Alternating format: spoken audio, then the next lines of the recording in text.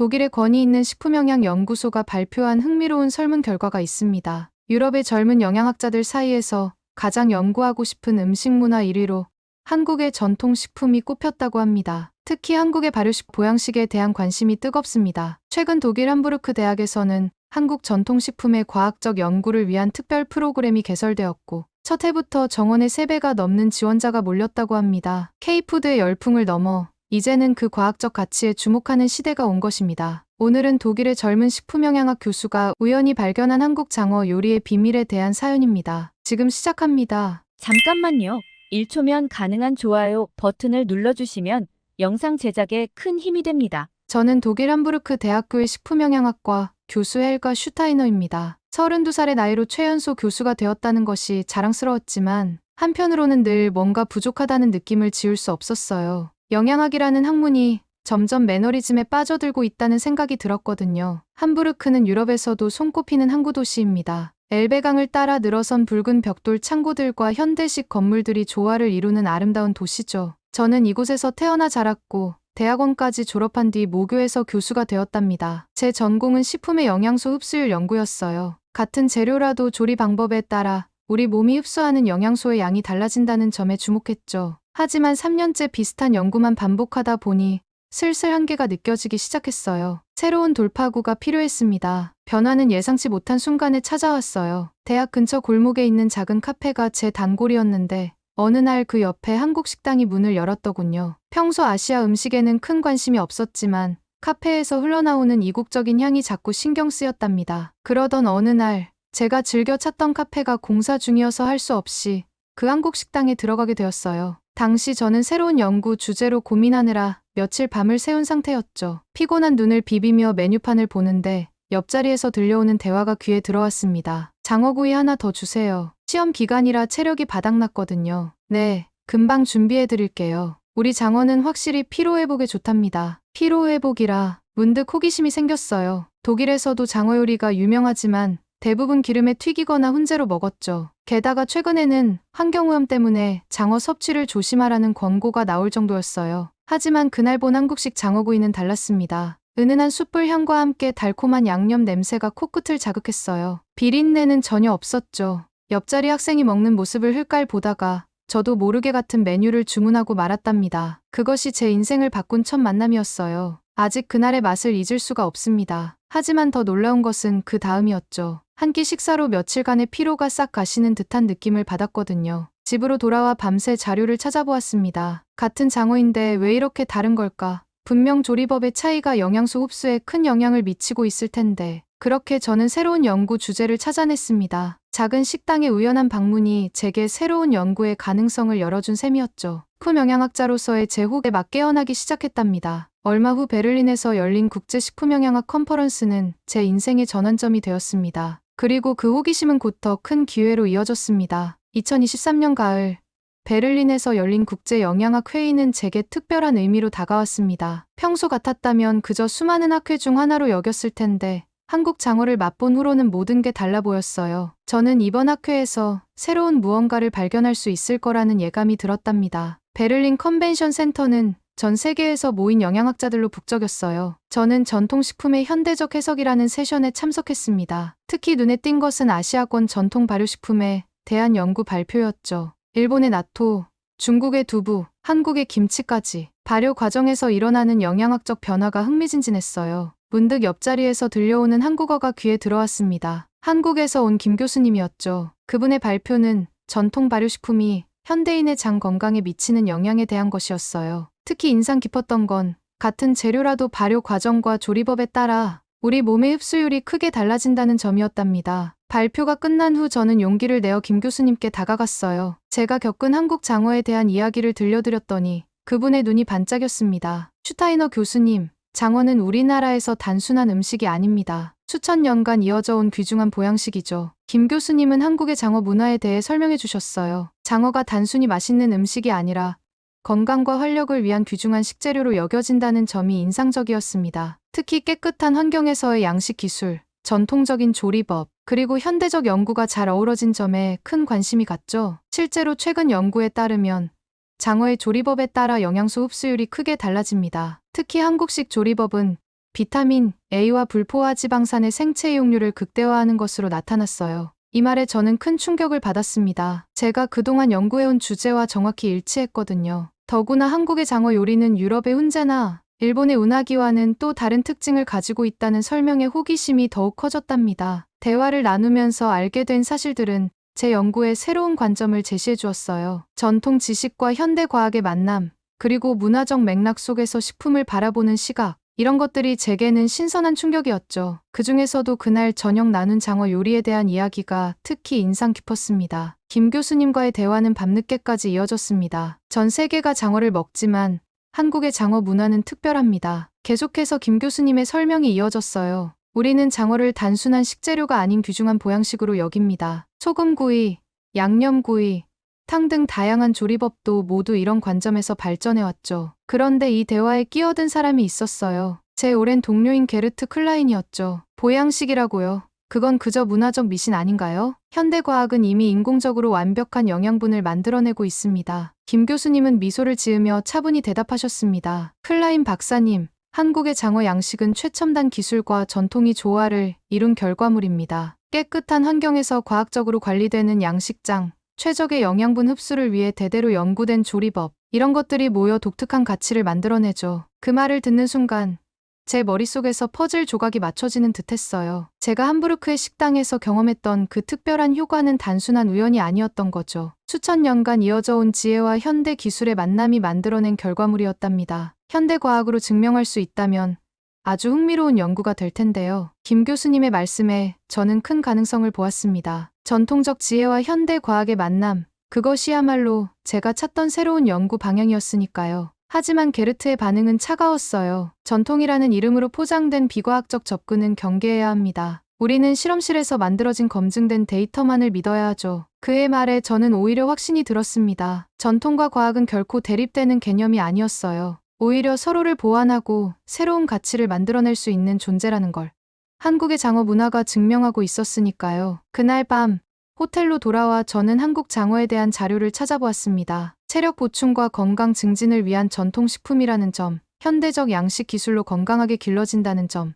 그리고 다양한 조리법을 통해 최적의 영양 흡수를 추구한다는 점, 이 모든 것이 제 연구자적 호기심을 자극했어요. 베를린의 밤하늘을 바라보며 저는 결심했습니다. 이제는 제가 직접 한국에 가서 이 모든 것을 연구해봐야겠다고 말이에요. 그 결심을 실현하기 위한 첫 단계로 독일 연구재단에 연구 지원을 신청하기로 했습니다. 독일 연구재단에 제출할 연구 제안서를 완성하는 데 꼬박 한 달이 걸렸습니다. 전통 조리법이 영양소 흡수에 미치는 영향, 한국 장어 요리를 중심으로 하는 제목의 이 연구는 제게 새로운 도전이었어요. 특히 예비 실험 데이터를 얻기 위해 한국 식당의 장어 요리를 직접 분석하면서 더욱 흥미로운 사실들을 발견했답니다. 하지만 연구재단과의 사전 협의에서부터 암초가 드러났어요. 전통식품 연구라 담당자의 목소리에는 이미 거절의 뉘앙스가 묻어 있었죠. 슈타이너 교수님, 요즘은 대체육이나 인공 단백질 같은 미래 식품 연구가 트렌드입니다. 특히 베를린의 한 스타트업이 균사체를 이용한 비건 생선을 개발 중이라는 소식도 들으셨을 텐데요. 함부르크 대학 연구위원회의 반응은 더 차가웠습니다. 매달 열리는 정기회의에서 제 연구 계획이 논의되던 날, 저는 처음으로 학계의 높은 벽을 실감했어요. 장어라는 식재료 자체가 문제입니다. 환경생물학과의 밀러 교수가 지적했어요. 유럽 뱀장어는 현재 멸종 위기 종으로 분류되어 있죠. 2010년부터는 상업적 수출입도 금지된 상황입니다. 이런 시점에 장어 연구를 진행하는 것이 과연 적절할까요? 게르트는 이 상황을 놓치지 않았습니다. 우리는 더 이상 자연에 한정된 자원에 의존해서는 안 됩니다. 제가 제안한 인공 단백질 연구야말로 미래 식량 위기의 해답이 될 것입니다. 그의 연구 주제는 미생물 발효를 통한 차세대 단백질 개발이었어요. 실험실에서 배양한 미생물로 만든 단백질이 과연 수천 년간 이어져 온 전통식품을 대체할 수 있을까? 하는 의문이 들었지만 위원회의 분위기는 이미 기울어져 있었죠. 슈타이너 교수님의 제안은 흥미롭지만 현재 우리 대학의 연구 방향과는 맞지 않네요. 전통식품 연구는 다소 시대에 뒤처진 느낌이 있습니다. 학과장의 이 말은 마치 판결문처럼 들렸어요. 반면 게르트의 제안은 만장일치로 통과되었답니다. 연구비도 제가 신청한 금액의 2배가 넘었죠. 연구실로 돌아오는 길에 저는 생각했습니다. 과학의 발전이 꼭 전통과 대립해야 할까? 오히려 전통의 지혜를 과학적으로 입증하고 발전시키는 것도 중요한 연구 방향이 될 수 있지 않을까? 연구실 창밖으로 보이는 엘베강의 물결을 바라보며 저는 새로운 결심을 하게 되었어요. 어쩌면 이곳이 아닌 다른 곳에서 기회를 찾아야 할지도 모른다는 생각이 들었답니다. 그날 밤 저는 베를린 학회에서 만난 김 교수님께 이메일을 보냈습니다. 제 연구에 대한 한국 학계의 관심이 어느 정도인지 조심스레 문의드렸어요. 답장을 기다리는 동안 저는 이상하게도 설렘과 기대감을 느꼈답니다. 김 교수님의 답장을 기다리는 동안 저는 동아시아 전통 음식에 대한 기존 연구들을 찾아보기 시작했습니다. 함부르크 대학 도서관의 특별 열람실에서 보낸 시간이 어느덧 일주일째였습니다. 1950년대 독일 의학자들의 동아시아 연구 자료들을 하나하나 살펴보면서 저는 점점 더 흥미로운 사실들을 발견하게 되었어요. 특히 눈길을 끈 것은 오래된 의학 저널에 실린 동아시아 전통식이요법 연구 논문이었습니다. 그 논문은 한국전쟁 당시 서울에서 근무했던 한 독일 의사가 현지 식문화를 연구하며 남긴 기록이었어요. 내용은 놀라웠습니다. 그는 부상당한 병사들의 회복 속도가 한국 음식을 먹은 후 눈에 띄게 달라졌다고 적었어요. 특히 장어구이를 먹은 환자들의 회복이 더 빨랐다는 구체적인 관찰 기록도 있었죠. 환자들이 선호하는 현지 음식 중 특히 주목할 만한 것은 장어구이다. 간장과 마늘, 생강으로 만든 양념을 발라 숯불에 구운 이 요리는 훈제나 젤리 형태로 먹는 우리의 장어 요리와는 완전히 다른 특성을 보인다. 그는 장어의 지방과 단백질이 한국식 조리법을 통해 더 쉽게 흡수되는 것 같다는 가설을 제시했습니다. 특히 양념에 사용된 재료들이 장어의 영양소를 활성화시키는 데 중요한 역할을 한다고 보았죠. 자료를 찾는 동안 저는 또 다른 흥미로운 사실을 발견했습니다. 1950년대 독일의 의학자들은 이미 동아시아의 전통의학과 식이요법에 깊은 관심을 보였더군요. 한약재와 약용 식물에 대한 화학적 분석을 시도했고 그 효능을 과학적으로 입증하려 했답니다. 특별 열람실에 창가에 앉아 오래된 자료들을 넘기다 보니 문득 깨달음이 찾아왔어요. 제가 연구하려는 것은 전혀 새로운 시도가 아니었습니다. 70년 전 베버 박사가 이미 시작했던 연구를 제가 현대 과학의 관점에서 다시 시작하려는 것이었죠. 그의 연구는 전쟁이라는 혼란 속에서 중단되었지만 분명한 가능성을 보여주었습니다. 장어의 영양소가 조리법에 따라 다르게 작용한다는 가설, 전통 양념의 과학적 효과, 그리고 음식을 통한 치유의 가능성까지. 이 모든 것이 제 연구의 토대가 될 수 있었어요. 도서관을 나서는 길에 저는 결심했습니다. 이제는 제가 이 연구를 이어받아 완성해야 할 때라고 말이에요. 그 연구 내용은 제게 새로운 영감과 용기를 주었답니다. 새로운 결심을 안고 서둘러 실험실로 향했습니다. 당장 그 연구 방법론을 제 실험에 적용해보고 싶었거든요. 하지만 도착하자마자 예상치 못한 상황과 마주쳤습니다. 연구실로 돌아왔을 때 처음엔 제가 착각하는 건가 싶었어요. 어제까지 정리해두었던 실험 데이터 파일이 미묘하게 달라져 있었거든요. 숫자 몇 개가 바뀌어 있었고 결과 해석이 곤란할 정도로 데이터가 흐트러져 있었답니다. 우연이라고 생각하기엔 너무나 의심스러웠어요. 중앙 서버에 저장된 제 연구 데이터는 연구팀 구성원만 접근할 수 있었고 모든 접속 기록이 남게 되어 있었거든요. IT 부서에 문의해보니 어젯밤 누군가 제 계정으로 접속한 기록이 있었다고 하더군요. 그 즈음 슈피겔지의 게르트의 인터뷰 기사가 실렸습니다. 미래의 식탁에는 전통식품이 설 자리가 없습니다. 우리는 더 이상 불확실한 자연식품에 의존할 수 없어요. 과학적으로 설계된 인공 단백질이야말로 인류의 미래입니다. 기사는 이어졌어요. 일부 연구자들은 아직도 전통식품의 가치를 연구하고 있지만 이는 시대착오적입니다. 특히 장어와 같은 멸종 위기 생물을 연구 대상으로 삼는 것은 윤리적으로도 문제가 있죠. 저를 겨냥한 발언이란 걸 모르는 사람은 없었습니다. 하지만 이게 끝이 아니었어요. 며칠 뒤 자이트즈에도 비슷한 논조의 기사가 실렸고 프랑크푸르터 알게마인의 차이통에서는 아예 제 연구를 비판하는 전문가 칼럼이 게재되었답니다. 전통이라는 미명하에 과학적 근거가 부족한 연구가 진행되는 것은 우려스럽습니다. 게르트의 말은 꼭 독설처럼 들렸어요. 그는 자신의 인공 단백질 연구야말로 미래 식량 문제의 해답이라고 주장했죠. 연구실 동료들의 시선도 달라지기 시작했습니다. 누군가는 은근히 제 연구의 타당성에 의문을 제기했고 다른 이들은 슬그머니 저와 거리를 두기 시작했어요. 연구비 삭감 압박도 들려왔답니다. 하지만 가장 충격적인 사실은 따로 있었어요. 우연히 복도에서 마주친 IT 부서 직원이 조심스레 귀띔해 주었거든요. 교수님, 지난번 데이터 접속, 게르트 교수님 연구실에서 나간 기록이에요. 순간 모든 것이 명확해졌습니다. 데이터 조작,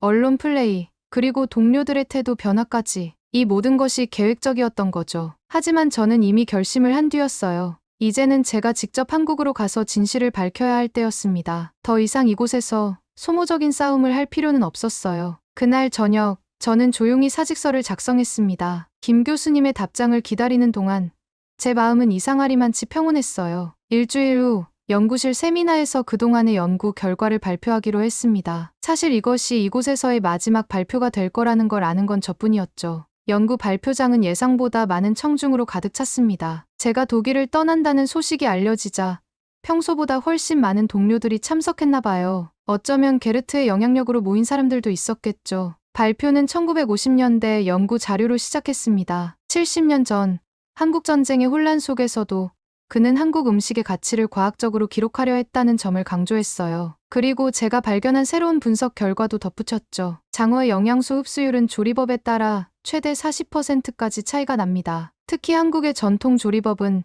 단백질과 지방의 생체 이용률을 극대화하는 것으로 나타났어요. 청중들의 표정이 조금씩 변하기 시작했습니다. 특히 중간중간 제시한 실험 데이터는 꽤 설득력이 있었나 봐요. 게르트의 얼굴이 굳어지는 것이 보였답니다. 전통과 과학은 결코 대립되는 개념이 아닙니다. 오히려 전통 속에 담긴 지혜를 현대 과학으로 증명할 때 우리는 새로운 가능성을 발견할 수 있어요. 발표가 끝나고 예상치 못한 일이 벌어졌습니다. 청중 중에서 마티아스 교수가 일어나 말을 건넸어요. 흥미로운 연구입니다. 우리 연구소에서도 비슷한 관점으로 동아시아 전통식품을 연구하고 있는데 함께하면 좋겠네요. 그의 말에 다른 교수들도 하나둘 관심을 보였습니다. 누군가는 한국의 발효식품에 대한 질문을 했고 또 다른 이는 공동 연구의 가능성을 타진했어요. 하지만 저희 결심은 이미 확고했습니다. 한국한의학연구원에서 온 초청장이 제 책상 위에 있었거든요. 그들은 제 연구에 깊은 관심을 보였고 전통식품의 현대화 프로젝트를 함께 하자고 제안했답니다. 사직서를 제출하고 출국 준비를 하는 3개월은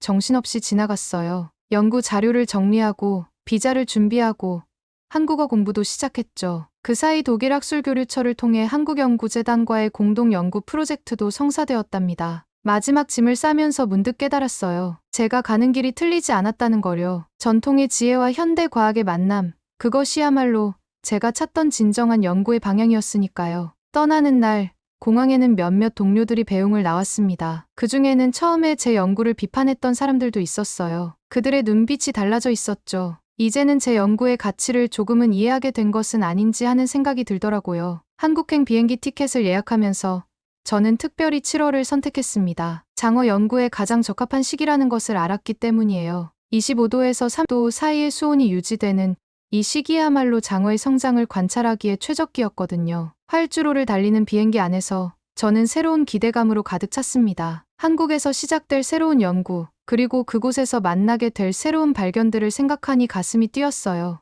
인천공항에 첫 발을 디딘 날, 한여름의 뜨거운 공기가 저를 반겼습니다. 한국한의학연구원의 연구팀이 마중을 나와 있었어요. 이제부터 제 연구 파트너가 될 분들이었죠. 연구원에 도착하자마자 저는 놀라지 않을 수 없었어요. 최첨단 실험 장비들이 가득했고 전통의학 자료들이 체계적으로 정리되어 있었거든요. 현대 과학과 전통이 이렇게 자연스럽게 공존할 수 있다는 사실이 인상적이었답니다. 첫 현장 답사는 유명 양식장이었어요. 5,000평 규모의 이 양식장은 제가 생각했던 것과는 전혀 달랐습니다. 224개의 양식 수조가 빌딩처럼 층층이 쌓여 있었고 모든 것이 컴퓨터로 제어되고 있었죠. 우리는 IoT 기술을 활용해 수질부터 먹이 공급까지 모든 것을 자동으로 관리합니다. 양식장 관리자 박수진 씨의 설명이 이어졌어요. 전통적인 양식 노하우와 첨단 기술을 결합한 거죠. 특히 인상적이었던 건 수질 관리 시스템이었습니다. 센서가 실시간으로 수질을 체크하고 이상이 감지되면 즉시 조치가 이루어졌어요. 독일에서는 보지 못했던 섬세한 관리 방식이었죠. 장어는 예민한 생물이에요. 수온이 0.5도만 변해도 스트레스를 받습니다. 박 씨의 말에는 오랜 경험이 묻어났어요. 좋은 장어를 키우려면 기술도 중요하지만 장어를 이해하는 마음도 필요하죠. 연구는 예상보다 빠르게 진행되었습니다. 한국의 연구시설은 최신식이었고 연구팀의 열정도 대단했어요. 실험실에서 밤을 새우는 날도 많았지만 힘들다는 생각은 들지 않았어요. 오히려 매일매일이 새로운 발견의 연속이었죠. 특히 한국의 연구 문화도 인상적이었답니다. 토론이 자유로웠고 아이디어를 공유하는 데 주저함이 없었어요. 주말이면 한국의 장어 요리를 직접 맛보러 다녔습니다. 남해안의 갯장어 샤브샤브부터 내륙의 민물장어 구이까지 지역마다 다른 맛과 조리법이 흥미로웠어요. 그리고 그 속에서 과학적 연구의 힌트를 발견하곤 했답니다. 그렇게 한 달이 지났을 때 저는 확신할 수 있었어요. 제가 찾던 것은 바로 이것이었다고요. 전통과 과학의 조화, 그리고 그 속에 숨겨진 새로운 가능성을 말이에요. 이러한 확신은 곧 열정적인 연구로 이어졌고, 저는 깊이 있는 탐구를 시작했습니다. 실험실에서 보낸 한 달은 놀라운 발견의 연속이었습니다. 매일 새벽부터 밤늦게까지 전통 양념의 성분을 분석하고 장어와의 상호작용을 연구했어요. 특히 고성능 액체 크로마토그래피와 질량 분석기를 통한 실험 결과는 제 예상을 훨씬 뛰어넘는 것이었죠. 이건 정말 놀라운데요.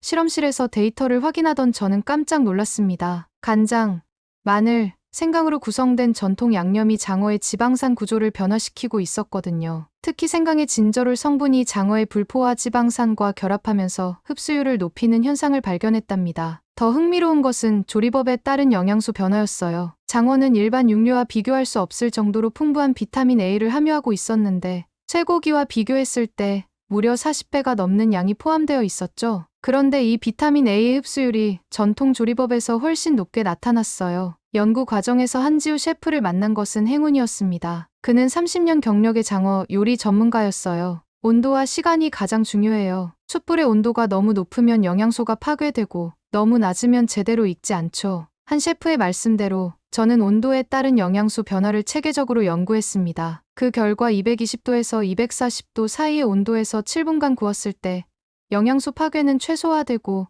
흡수율은 최대가 된다는 사실을 발견했어요. 특히 주목할 만한 것은 장어의 점액질에 포함된 뮤신이었습니다. 위 점막을 보호하고 소화를 촉진하는 이 성분이 전통 양념의 마늘 성분과 만나면서 더욱 활성화된다는 사실을 밝혀냈죠. 현대적인 조리법도 연구했어요. 수비드 같은 저온 조리법을 시도해봤지만 전통적인 숯불구이만큼 영양소 흡수율이 높지는 않았답니다. 오히려 전통 방식의 과학적 정밀도를 더하는 것이 최선이라는 결론에 도달했어요. 실험실에서의 발견은 곧바로 실제 조리법 개선으로 이어졌습니다. 한지우 셰프와 협력하여 전통 양념의 비율을 미세하게 조정하고 구이 온도와 시간을 정확히 제어하는 방법을 개발했죠. 그 결과는 놀라웠어요. 맛은 전통의 맛을 유지하면서도 영양소 흡수율은 30% 이상 높아졌답니다. 이제 우리의 연구 결과를 정리할 때가 되었어요. 장어 양념의 과학적 비밀을 밝혀낸 것은 시작에 불과했습니다. 이 발견이 한국 전통 음식의 우수성을 세계에 알리는 첫걸음이 될 거라고 확신했습니다. 연구 결과를 세계에 알리기 위한 기회는 생각보다 빨리 찾아왔습니다. 6개월간의 한국 연구를 마치고 돌아온 저는 유럽 최대 규모의 전과 현대과학 세션에서 발표를 하게 되었습니다. 청중석에는 유럽 각국의 영양학자들과 식품회사 관계자들이 자리를 가득 메웠어요. 제 발표는 전통의 지혜, 과학으로 증명하다라는 주제였습니다. 한국 장어의 영양소 구성이 일반 생선과 어떻게 다른지, 전통 양념이 이 영양소들의 흡수율을 어떻게 높이는지를 차근차근 설명했어요. 특히 장어의 불포화 지방산과 전통 양념의 생강 성분이 만나 일으키는 시너지 효과는 청중들의 눈빛을 반짝이게 만들었죠. 동양의 신비가 아닌 과학적 사실입니다. 제가 강조한 이 한마디는 다음날 여러 언론에 그대로 실렸어요. 특히 전통 조리법의 과학적 원리를 수치화한 데이터는 큰 반향을 일으켰답니다. 게르트의 발표는 제 바로 다음 차례였어요. 그의 주제는 인공 단백질, 미래 식량의 해답이었죠. 하지만 청중들의 반응이 심상치 않았습니다. 인공 단백질의 장기 복용 안전성은 어떻게 보장할 수 있나요? 자연식품의 영양소 조성을 어떻게 완벽히 재현할 수 있다는 건가요? 예상치 못한 날카로운 질문들에 게르트는 당황한 기색이 역력했어요. 그의 발표가 끝나자마자 여러 식품회사 관계자들이 제게 연락처를 요청했습니다. 특히 유럽의 대형 식품 회사들은 한국의 장어 양식 기술과 전통 조리법에 깊은 관심을 보였어요. 전통 식품의 과학화, 이것이야말로 우리가 나아가야 할 방향 아닐까요? 한 영양학자의 말에 많은 이들이 동의했습니다. 제 연구는 단순한 학술적 성과를 넘어 식품 산업의 새로운 가능성을 제시한 것으로 평가받았어요. 그날 저녁, 호텔로 돌아오는 길에 여러 언론사의 인터뷰 요청이 쏟아졌습니다. 과학으로 증명된 전통식품의 가치, 이것은 제가 한국에서 발견한 진정한 보물이었답니다. 대중의 관심을 넘어 이제는 학문적 성과를 인정받을 차례였습니다. 유럽 음식문화 저널에 제 논문이 실리기까지 꼬박 3달이 걸렸습니다. 3번의 심사를 거치면서 데이터를 보완하고 결론을 다듬었죠. 전통 장어 조리법의 과학적 고찰 영양소 흡수율을 중심으로라는 제목의 이 논문은 제 연구의 결정판이었어요. 한국의 양식장에서도 반가운 소식이 들려왔습니다. 까다로운 유럽의 식품 안전 기준에 맞춰 시설을 개선하고 품질 관리를 강화한 결과 첫 시험 수출이 성공적으로 이루어졌다는 거예요. 작은 물량이었지만 이는 큰 의미가 있는 첫걸음이었답니다. 더 놀라운 변화는 한지우 셰프의 활약이었어요. 그의 현대식 장어 요리는 독일의 여러 레스토랑 관계자들의 관심을 끌었습니다. 전통 양념의 비율을 조금 조절하고 플레이팅을 현대적으로 바꾼 것뿐인데 현지 셰프들의 호기심을 자극한 거죠. 저는 이제 한국과 독일을 오가며 연구와 강의를 이어가고 있어요. 두 나라의 연구진들과 함께하면서 전통과 과학의 조화라는 제 연구 방향이 옳았다는 확신을 더욱 깊이 하게 됐답니다. 다음 연구를 위해 다시 한국으로 향하는 비행기 안에서 문득 제가 처음 한국 장어를 맛보았던 그날이 떠올랐어. 당시에는 몰랐죠. 한국의 장어가 단순한 음식이 아닌 수천 년의 지혜가 담긴 영양학의 결정체라는 것을요. 지금도 전 세계 많은 사람들이 인공식품과 새로운 단백질 공급원을 찾고 있습니다. 하지만 제가 발견한 것은 우리가 찾는 해답이 이미 전통 속에 있다는 사실이에요. 한국의 장어 요리야말로 그 완벽한 증거죠. 최적의 영양소 구성, 과학적으로 입증된 조리법, 그리고 현대 양식 기술과의 조화. 이 모든 것이 한국 장어에는 이미 담겨 있었답니다. 이제는 자신 있게 말할 수 있어요. 미래의 식품을 찾아 헤매는 우리에게 필요한 것은 어쩌면 과거를 새롭게 바라보는 시선이 아닐까요? 한국의 장어가 그것을 완벽하게 보여주고 있으니까요. 오늘 사연 어떻게 들으셨나요? 한국의 장어 요리가 맛있을 뿐만 아니라 과학적으로도 우수한 가치를 지닌 전통의 지혜라는 점이 특히 인상적이었습니다. 한국의 전통 음식에는 이처럼 우리가 미처 발견하지 못한 가치가 숨어 있을 것 같은데요. 여러분은 외국인들에게 꼭 알리고 싶은 우리의 건강식이 있다면 무엇인가요? 댓글로 여러분의 생각을 들려주세요. 감동뭉클에서는 여러분의 소중한 마음을 모아 사연 주인공들에게 전해드리고 있습니다. 여러분 주변에 감동적이거나 재미있는 실제 사연들을 제보받고 있으니 언제든 저희 공식 메일로 제보해주세요. 오늘 들려드린 사연에 공감하셨다면 구독과 좋아요 눌러주시고 주변 분들과도 공유해주세요. 여러분의 작은 관심과 응원이 더욱 좋은 콘텐츠를 만드는 데 큰 힘이 됩니다. 오늘도 여러분의 하루의 작은 즐거움이라도 되었기를 바라며 지금까지 감동뭉클이었습니다. 끝까지 시청해주셔서 감사합니다. 다음에 더 감동적인 사연으로 찾아뵙겠습니다.